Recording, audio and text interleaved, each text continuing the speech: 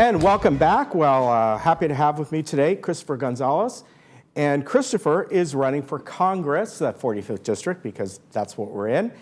Great to have you here today. Thank you, Ken. Nice to meet you, sir. Real pleasure to meet you. Yeah, now the first thing we want to do is, of course, get to know you. What's your background? And I mentioned that you live in Irvine. So why are you running? Well, thank you. A real pleasure to meet you and all our good friends here at Laguna Woods. I've been a longtime resident of Irvine, 40 years. I like to say that I'm... Wow. Yes. I like to say I'm Mr. Irvine. Yeah. I went to Irvine High, and then I worked at Irvine Ace Hardware, went to UC Irvine, where I got a couple degrees in political science and social ecology. Social ecology is a great program. If anybody's got grandkids or somebody looking into a good study that's a mix of criminology, sociology, and psychology, it's a special. I don't think I've heard of that program Yes, before. It's pretty rare. I think it's only UC Irvine and then also the University of Chicago. So it's a nice program. And I got to work with one of the leading experts in law enforcement. So I'm very pro. That is fantastic. Yeah, I haven't heard of that one. Now, of 40 years, so you were there back when they were saying, well, one day there's going to be something called the Irvine Spectrum. Yes, right? that's correct. Irvine was very proactive. They knew 40 years ago what was going to go there. Yes. So I remember that. I remember seeing the maps and all that. So why are you running? What has kind of gotten the fire under you and you decided, hey, I need to do this? Thank you. You know, when I was looking at this race, we have Katie Porter, the incumbent Democratic candidate, and she does not think like I think, how we think, how the residents of the 45th Congressional District. She's very liberal. She's tied into Elizabeth Warren. She's looking at more taxes. She's looking at that $53 trillion Medicare program. She's pro-abortion. I'm I say I'm 2,000% pro-life, but much of my last 30 years I've been fighting for life. Okay. All kinds of different ways, raising money, advocating, helping out the local clinics, the medical clinics that provide alternative resources for that issue. What is your business background, by the way? I'm an attorney, a longtime attorney here in Irvine. My first office was just down the street. I was telling your staff earlier that I have a lot of ties here with Laguna Woods because I used to come to St. Nicholas almost daily for Mass. Oh, really? Yeah, next door. Wow, yeah. Yes, and Father George, the current pastor, he's my good friend. And I would come and they would have a lot of funerals. And I would hear about all these great residents of Laguna Woods, and I felt like I had all these new friends.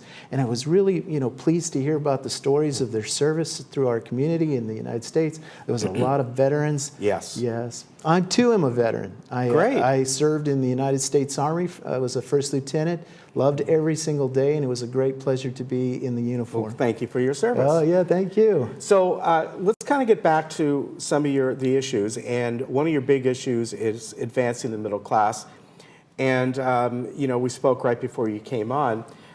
You had the Republican tax bill, the Trump bill, the tax reform, and we talked about how this helped Middle America very much. But however, as they say on both coasts, especially you're from Irvine, and homeowners out there, we all got hit hard because of that limited tax deduction. Yes, I was pleased and displeased with President Trump's tax bill. I was glad that it provided some relief. We saw the individual tax rate was reduced for most of us. Yeah. But I proposed in it that we need to do a middle class tax relief, and one of the key points is this itemized deduction limitation that we have. They limit it currently to $10,000 per. And that's what hurt a lot of people. In fact, for a lot of folks who were mainly homeowners, but the point was, it was almost half of what they normally would have deducted. Would have written off, and I'm one of the victims of that too. So I felt that pinch. So yeah, I'd like to immediately change that. Let's do away with the deduction or the limitation. Okay. Yeah. Let's talk about healthcare. I don't think there's any argument about the struggles with healthcare in this country, the high cost of it, the games with the insurance companies and all that kind of thing. it seems everyone agrees at some level that there needs to be some sort of change. It's just the road to go down to make that change. What's your view on that? Right. The Democratic proposal, it just will not work. We know that this Medicare for All is way too expensive, $53 trillion. They're saying that in order to fund that, you're going to need a 40% national sales tax. We don't pay a sales tax now, and then they would increase other taxes. So that's not going to work. Obamacare was not the answer. I recall I was paying like $180 for better coverage and for insurance prior to Obamacare, and now my insurance is roughly around $800 a month, which is pretty high. But I know people are paying even more, and especially if you have a family. So if you've got 4 or 5 members in a family, I don't know how you afford that. That takes a big chunk out of the budget. So that's kind of one of my main points in running, is that we need to help the middle class. We need to find relief. And we need to do it so that the money that we make, we can keep. And so one of the ways is to drive down those costs of affordable health care. And now I believe the free market system works. I'm a big proponent in that. And I think that we need to re-examine that so that we can find that the marketplace can drive down some of the cost. And 2, I want to add some proponents like where we can pool different livelihoods. Like I'm an attorney. Maybe if we can get pools of money, pools of attorneys that sign up for health care so that they can get reduced rates as a pool. So you kind of see it, it sounds like very similar to how in this state we have our earthquake insurance. You don't have to get it, but it is part of a pool, so it's really not that expensive to get it if you want. Right. We know You're that not forced to get it, though. The larger numbers, then you have more purchasing leverage, and that would help. Okay. Would that include looking at the drug companies and what they charge? Yes, we definitely have to do that. When you're hearing that people are paying $500, $600 for a particular medication, that's outrageous. Yeah. We know the cost of that is, probably $1 at most. So we need to address that and look at that. There's got to be a reason that we can reduce that cost. Okay.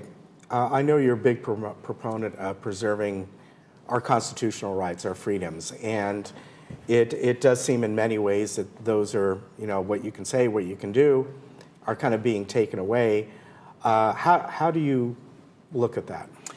Yes, our founding fathers were right on target when they decided that we should have our Bill of Rights. And the First Amendment is, the freedom of speech, freedom of religion. We're seeing that the right to express yourself in a religious way is being extremely limited. They want to completely remove that from any kind of political thought or social thought, and that's just a big mistake. You will always hear me speaking about God. I'm a true believer. I love Jesus Christ, and I keep a Bible with me and pray to Him every single day. And I think all of us should be able to express that in all forums everywhere. So that's really critical. Also, I'm a big Second Amendment proponent. I have guns. I've been robbed at gunpoint. If somebody comes into my house wanting to do harm, I do want to be able to defend myself. And I'm very proud to be, a Second Amendment proponent. So I want to thank you for coming on. Oh, real pleasure. I hope to see you again. Yes, God bless you. You too. Thank you, sir. Yeah, have a great day. We'll be right back.